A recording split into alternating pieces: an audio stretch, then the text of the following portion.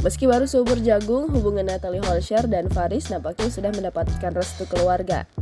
Dilansir tribunwow.com, orang tua Faris pun tak keberatan dengan status janda yang disandang Natalie Holscher.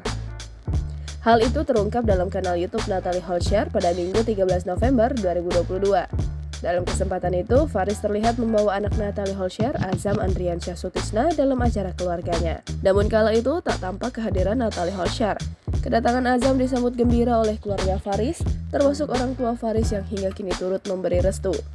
Orang tua Faris tak keberatan saat anaknya terlibat asmara dengan janda satu anak. Ayah Faris mengaku turut bahagia melihat kebahagiaan anaknya bersama Natalie. Karena itulah, ia membuka jalan bagi Faris jika ingin berhubungan serius dengan Natalie. Lebih lanjut, ayah Faris menyebut tak pernah menolak kehadiran Natalie.